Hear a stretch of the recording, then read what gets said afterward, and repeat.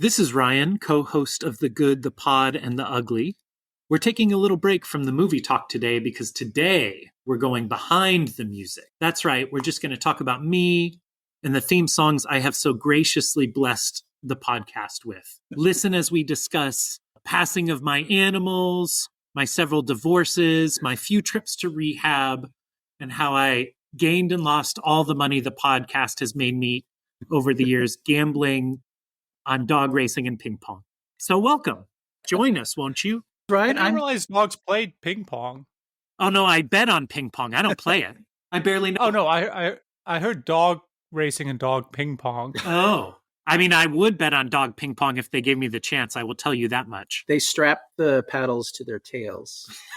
I'm Ken. I'm Thomas. We had an opportunity to talk to Ryan about his music because the present season we were in, Squib season, is probably my favorite song of his. And being the editor, I realized I only got 2 more episodes left of it, and we wanted to talk a little bit about that. And then all of the theme songs Ryan has done, which is your first one was back in Thomas's first season as a co-host, the Nicolas Cage season. Yes. And that was Every Nick Has His Cage. Every Nick has his cage, and it's true. You meet a Nick, that guy's got a cage, and Nick Cage also has a cage. Yeah, and that was one of the 3 songs you've done that has a number of film references to it. A lot of biographical stuff. Yeah. And a moral about nicotine addiction, I believe. But let's just jump right into it, and we are going to spin. I have a turntable right here. We're going to spin Every Nick Has His Cage, which Ryan first did for us in season 4. Wow. 4, going way back. Yeah. Way back machine. Yeah.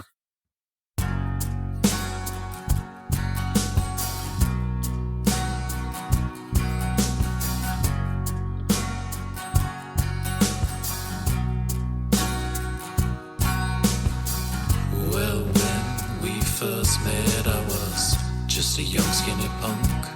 Then I put on a voice for Uncle Frankie. You might have thought I was drunk, and I might have got you swooning when I got Sharon moonstruck. Holly and I might have made you moony when she was dead and I was high. That's why every Nick has his cage, just like every Johnny has his place. And did you see Sailor Lulu and kids was crazy? Every Nick has his cage. I tried loving the ladies, I let Johnny Disco wear my face. Me and Pena made it out of the World Trade, and I saw the colors out of space.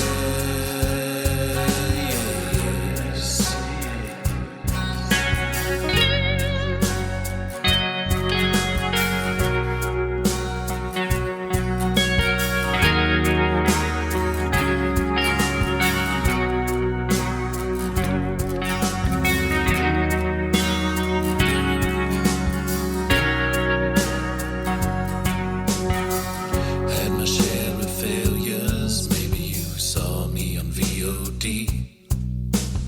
Spent too much time in Bulgaria, acting my way out of bankruptcy. But now millennials say they love me, say who else could play exotic? Man, I don't care what color Joe's coat is, 'cause it's gonna be a perfect fit. That's why every Nick has his cage, just like every Johnny has his place. And did you see Mandy and then this was crazy? Every Nick has his cage. What you used to edit and all that. Because I know nothing about it, Yeah. like Thomas. Yeah. I think it's all a scam. But what do you use? Well, it's evolved over the years. We started out making everything in Logic Pro and just using all of their all of their onboard instruments and stuff. Yeah. Jason plays acoustic and electric guitar. I do all the drums and bass, and then the singing if appropriate. But I'm really more of I'm not a skilled or properly trained musician, whereas Jason is very both skilled and properly trained. So he does a lot of the heavy lifting. He chopped up the Jurassic Park theme, and then I did the other instruments kind of over that. Oh, very cool.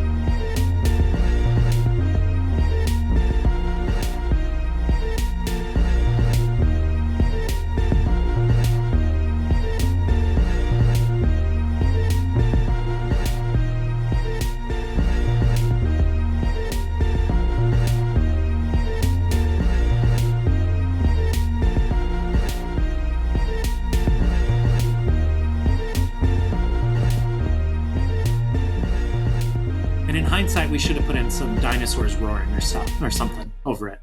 Yeah, it's a good idea, but it was a little rushed and a little bit more threadbare than the other songs. I mean, it would have been cool is if you had your daughter do a rar sound effect, you have like a little kid doing it. That would have been great. Yeah, that is a good idea. Maybe for the remix.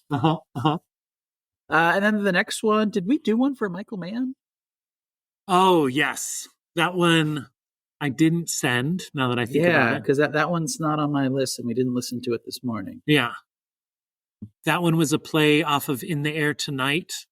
And frankly, I think that's probably the weakest. That one was a little bit more ambitious than we were able to execute, I think. Okay. That will play over after the end of this episode. So since Ryan thinks it's his weakest, we'll save it for when you could turn it off. Because that's the Michael Mann one. So you've done 6.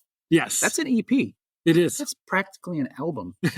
And you actually, the White Hunter Black Heart one, She Devil one, I mean, that's an intro and an outro. So that's almost 2 different songs. Yeah. We're getting close to album length there. The next one is the Sam Peckinpah soundbite. Yes. And that's probably, of the instrumental ones, is probably my favorite. Yes. Starts out with that great Peckinpah quote. Mm-hmm. Yeah, you provided the quote for that one, and then we kind of built the song around it. Yeah. And that was another one where Jason did all of kind of the lead instrumentation, and I did the rhythm tracks and the mixing. Okay. Yeah, it turns out great. It goes great with the Peckinpah quote. Yeah, it's got kind of a he sound.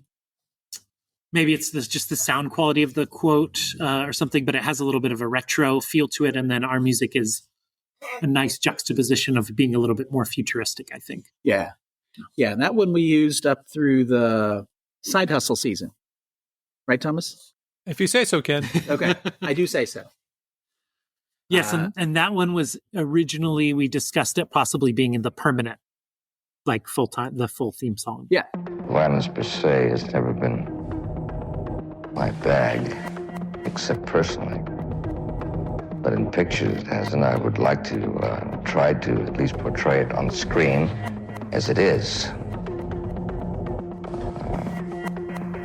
I've failed, and I've succeeded. And But all those pictures you talk about basically are morality plays. I've broken a lot of fences and noses. I just do best kind of a job I know how. But there are certain people who are filmmakers, and there are certain people who are not. That's all.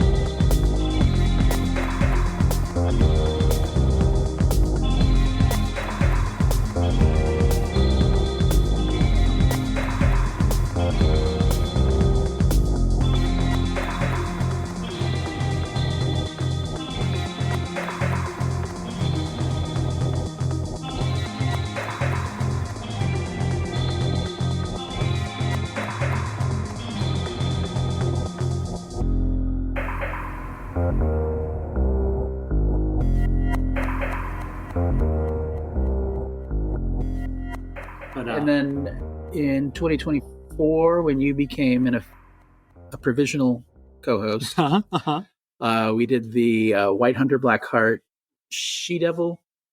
Yes, mashup. Yeah. Yes, and that's another great one. And that turned out to be a good juxtaposition also, because you hate She Devil, and Thomas hates White Hunter Black Heart, which we didn't know at the time. You know, I don't think. Oh, okay. I knew damn well what I was doing. So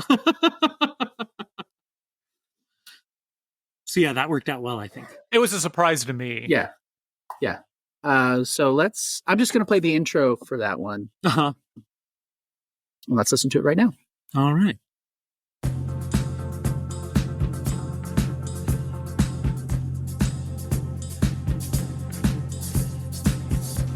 No, Mr. Wilson.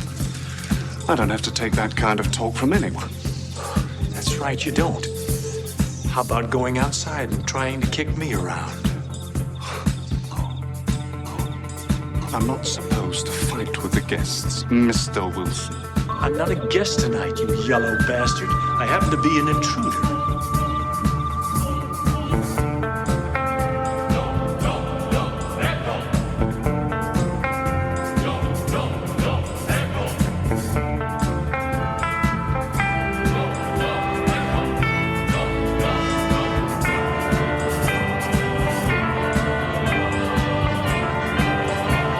So, wow. Yeah, Ryan, your theme songs are bangers. Ken especially likes them. And some of that might have been the friction caused over Andrew doing the first 3 seasons, not related to Ken's liking. No. All that's to say, do you think you were promoted from provisional to full-time host despite your terrible opinions due to your musical talent? And if so, do you think it's fair to those of us who have bad rhythm and who cannot carry a tune?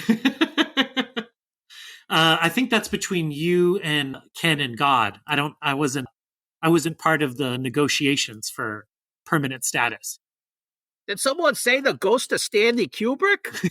No, we said God. Yeah? Oh, man.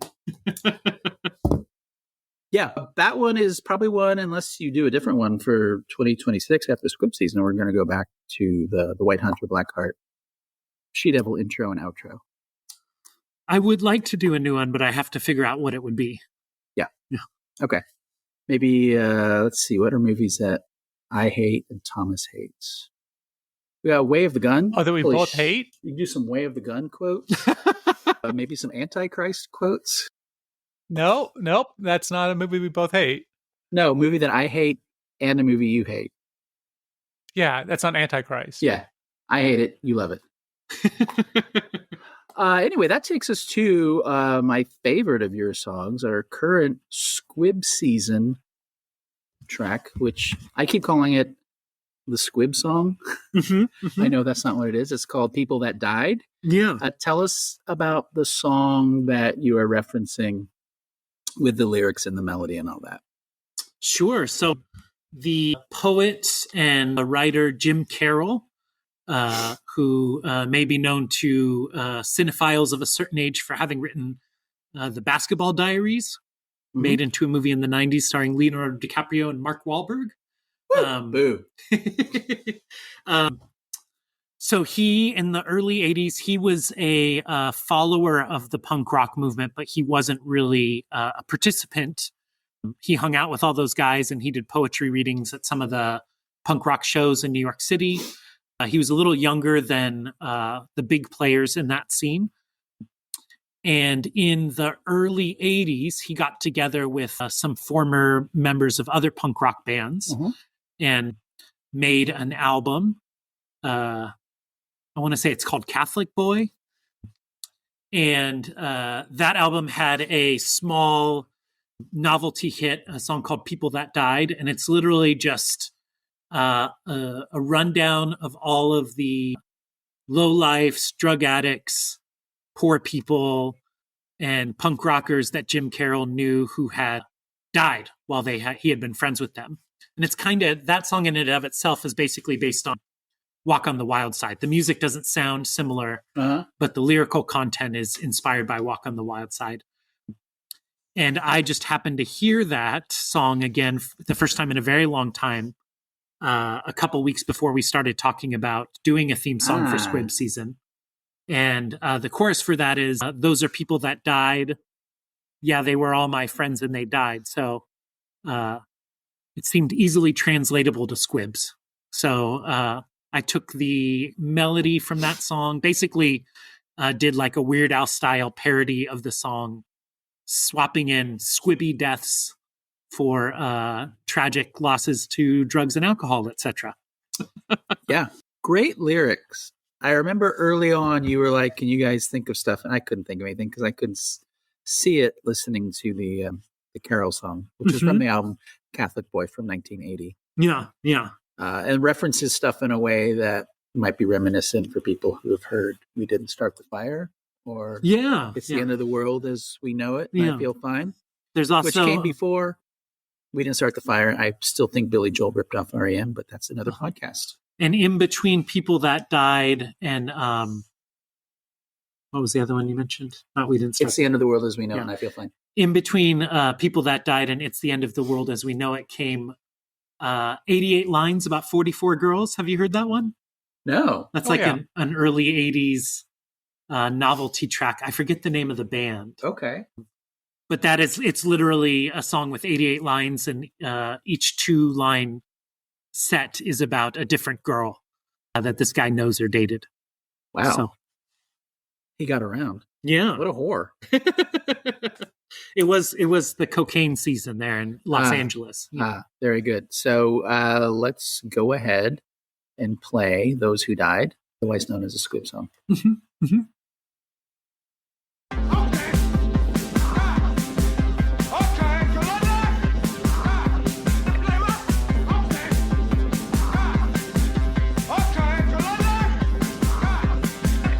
Sonny Corleone was a Long Island tough, big eggplant energy, but it wasn't enough. Quattro lived in a belly, but he got one in the brain. My feet exploded messy, driving RoboCop insane. Clyde had a gun for fighting, Bonnie wanted one for fun. They was only 24 and 25, and she got 26 shots when they died.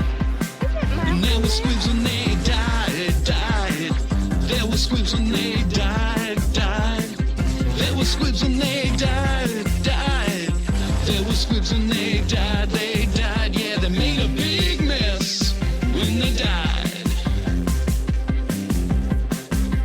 On a follow Walker down South American way. It got squibby, sticky, messy when they got there that day. Peyton lost his love and so he made a face. Django met a dentist, but big holes in little brains. Montoya's chest exploded, somehow wasn't the cocaine.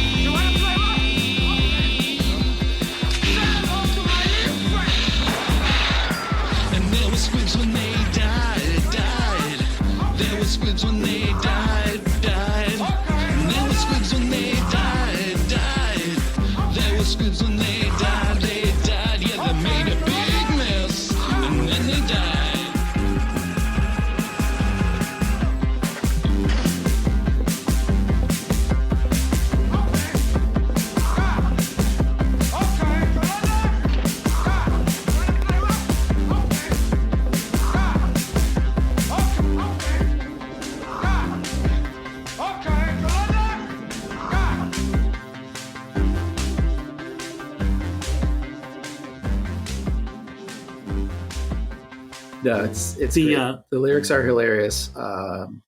Yeah, and the cocaine. The delivery was tricky to come up with and stick to. Yeah, this is So in all the songs I've written, I'm probably proudest of these lyrics. I think I was being very clever. I think they are. Thomas? yeah. Well, it leads me to a question. Yeah. Ryan, and you're not alone in this, but you don't listen to the podcast. But your excuse is that you don't like your voice. Yeah. Yet you sing. Yeah. So the question is, how big of a hypocrite are you? Well, it took me many, many years to get comfortable listening to my singing voice. And a lot of the difference in quality between the People That Died delivery and the Every Nick Has His Cage delivery is me just acclimating to the sound of my voice and not thinking that it just sounds, the worst, which is how a lot of singers feel. It's very difficult. Your voice, for those who haven't done a lot of recording, the voice you hear in your head is different from what everybody else hears. And both of those voices are different from what the microphone captures. So as you learn and start to record yourself, in my experience, you find out a lot of things about the sound of your voice that you didn't know about before. Mm-hmm. That, I guess, leads me to another question that I had. I just realized I didn't really know much about your upbringing. So I understand that in your early years that you started off life as a child. And I know that your family is Catholic. Uh-huh. But I guess I never asked, were you ever in the choir, or because I've seen movies like Sister Act 2, Back in the Habit, and that seems like a lot of fun. Well, yes. In Sister Act, they have a lot more fun with the singing than you do in a Catholic choir. But no, I never did that. I was in chorus and music class in school up until, ironically, I went to a Catholic high school and then I stopped doing chorus because, as I said, those hymns are pretty boring to sing. Not like the Motown pastiches that Whoopi and Lauryn Hill deliver in those Sister Act movies. And what was the thing you were telling me about in your backyard once that was like a positivity song and dance troupe? Oh, What? Yes. Thank you for bringing that up. I would have not remembered to mention it. I can't remember the name of our group, but in my, let's see, in 7th, 8th, and 9th grade, I was in a spinoff of the Up With People musical troupe. And if you're not familiar with Up With People, it was kind of I don't know if it was religiously based, but I think it started in the 70s. And they did songs and dances that were relentlessly positive and built around, hope and belief in your fellow human.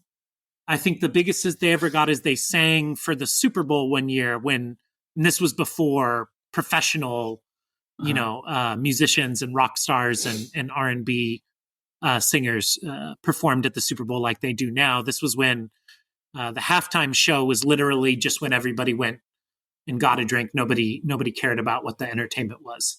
Was it before television? Because don't they have commercials during the Super Bowl? Isn't that the big draw? Uh-huh. Yes, but that is also, I think, a relatively new phenomenon. I think in the 70s, they just thought this is break time. Breaks for everybody, breaks all around. Yeah. It started in the late 90s, 90s, early 2000s. Yeah. I think that whole 49ers, Dallas Cowboys 90s era is when they started becoming more of a cultural touchstone of who they would play at halftime. And for a long time, it was just boomer legends.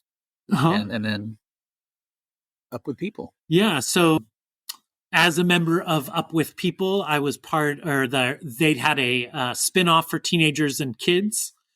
The name of that escapes me now. But I was a singer and a dancer. And the biggest thing we ever did is we went on a California tour between 8th and 9th grade, and we played SeaWorld and Disneyland, and for some strange reason, Yosemite. Wait, the park? Yeah. And when you say you go on a California tour, the listener might not know that you didn't grow up in California. No, I was raised in Arizona. So somebody, brought you across state lines. Yes. And put you on tour. Yes, the adults who ran the song and dance troupe somehow convinced a bunch of families to let their 13, 14, and 15-year-old kids go to California and sing obscenely positive songs for strangers. That sounds like an album title. Obscenely positive songs for strangers? Yes. That could be, yeah. Yeah. That is a good title. Write that down. Write down. So in the show notes, which are really well written, by the way, at least recently, you've been called the human jukebox. Oh, is that right? How many songs? Yeah. How many songs would you say that you know? I have a near photographic memory for music. So that sounds like a liability. I mean, it is weird sometimes, particularly to other people. But yeah, if I hear a song 2 or 3 times, I can remember generally the melody, a lot about the lyrics, and then any weird trivia I have as to how it was made or things that happened after it was released, stuff like that. That's impressive. Yeah. I have the exact opposite of whatever that is. Really? I could hear a song a million times and I still can never remember the lyrics other than the chorus. Yeah. No, I'll typically, unless a song is like the lyrics are really distorted or something, like Screamo and Cookie Monster heavy metal, I'm not going to even be able to understand those lyrics, much less remember them. But hip hop, pop, indie rock, I can come away after a few listens with a great memory of what the song is like. That's impressive. Yeah. Thank you. Yeah, and thank you for doing this. Yeah. And Thomas did briefly mention the first 3 seasons. Andy, who's now my wife, did the theme songs in collaboration with me. We weren't married then. As soon as we got married, she was like, I'm not doing any more theme songs. Was that right? Well, no, she didn't actually say that, but that's how it worked out. Yeah. When I thought it was part of your vows. I'm pretty sure you guys said that when I was officiating your wedding. Ryan, sorry you weren't invited. But you missed a great best man speech. I'm sure. Yes, when I agreed to do Every Nick Has Its Cage, I'd listened to the podcast for sure, but I hadn't given enough time or credence to your and Andy's collaborations. Those are also very clever and very fun to listen to. Thank you. Perhaps more fun because I didn't make them. Yeah. So I have a query. Occasionally when I write, I listen to music. And I know that Ken puts together soundtracks for some of the stuff that he's working on when he writes. Do you, Ryan, listen to music while making music? Or maybe you read historical crime novels or science fiction short stories while you make music? Or you watch movies? Yes. On mute? Yes, I do a lot of that, actually. Okay. I can see that, yeah. I put movies on mute and work to that. It depends on the song. If I'm trying to capture a specific feeling or some such, then I will listen to songs that inspire that feeling or that sound.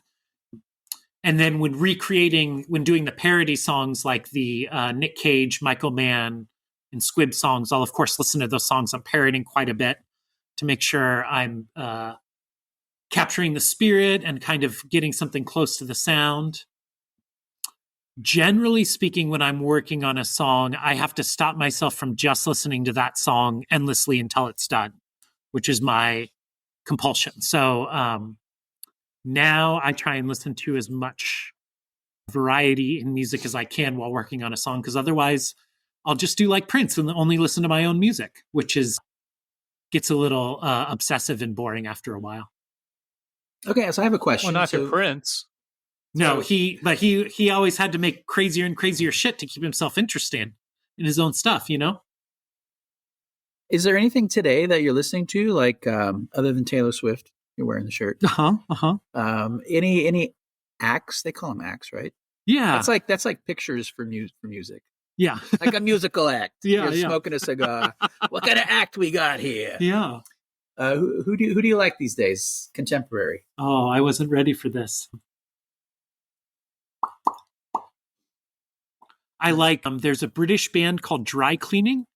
Yeah, they're great. Yeah. Yeah. They do kind of a throwback post-punk sound, and the singer has a very plaintive and flat delivery. And she also composes all of her songs by just writing down things she hears other people say, be it on the bus or while she's walking into a store, while she's eating in a restaurant. And then she just kind of cuts that up and sings over it. There's another good British band called Sports Team that is similarly kind of post-punk oriented, but they do more of a comedic bit, kind of satire lyrics over that stuff. And then just like all the standard kind of old man indie music, Radiohead and Spoon. I like some hip hop. Recently, I've been listening to a lot of dance music, but not artists in specific.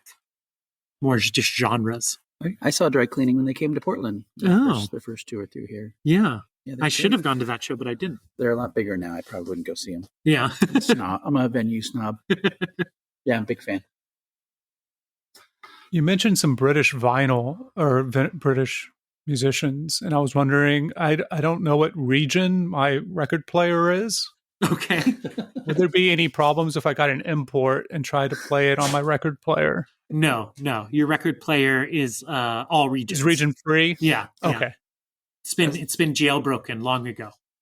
So you also often during the podcast, when we do like a normal podcast, one about a film and filmographers and pairing films, you recommend other podcasts during the podcast? Do I? I was wondering if there were any other podcast singer songwriters you'd like to suggest that Ken and I work with on future seasons. Not anybody who's so conveniently available in Portland based. No. That's it.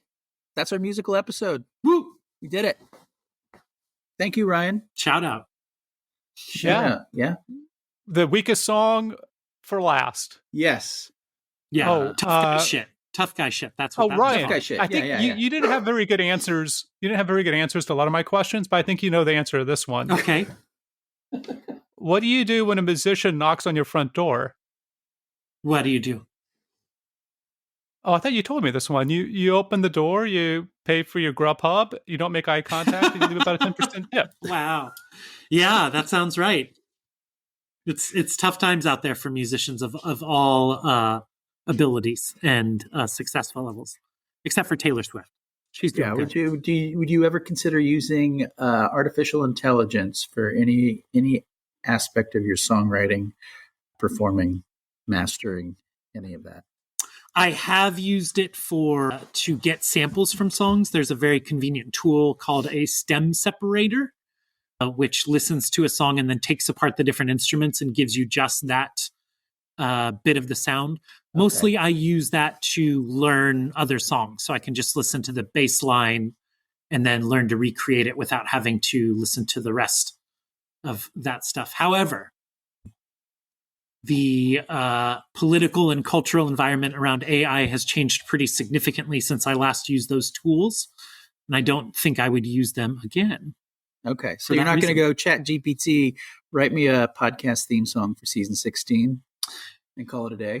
I mean, we'll see if it can come up with anything good, but no, I would not do that. I think it's the AI situation's getting worse by the day for music and for film. Now they have the AI actress who's threatening to start appearing in movies and TV shows next year.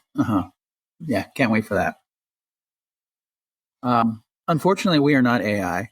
Yeah, we just finished season 15, and this will be like the epilogue. Can't wait to see you guys for season 16.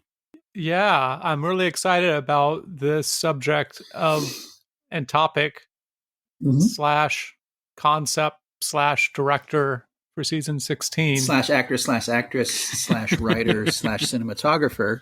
Could be any one of those. Woo. All right. Yeah, that's it. Thanks, guys. This is the Michael Mann song, Tough Guy Shit. Tough guy shit, tough guy shit. Let's all go sing Take a tough guy shit. laxative. Why is there blood in your BM?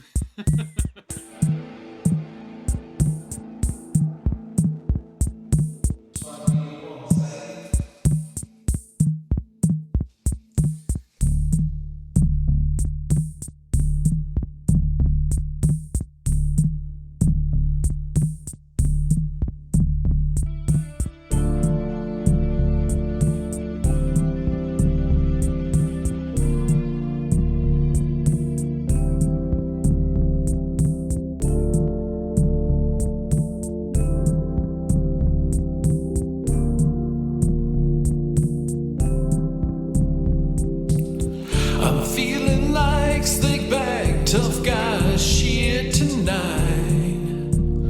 Oh Lord, sunglasses rolling through them shadows and the neon lights. Oh Lord, I'm feeling like slick back, tough guy shit tonight. Oh Lord.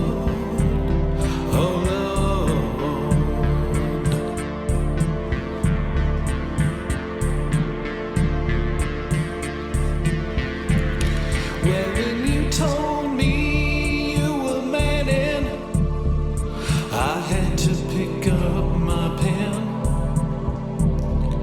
You see, I am a fiend for mojitos, but I don't know if you know that I am. Well, everybody loves to feel the heat coming round that corner. We all love the diner scene, alright, but don't you get too attached.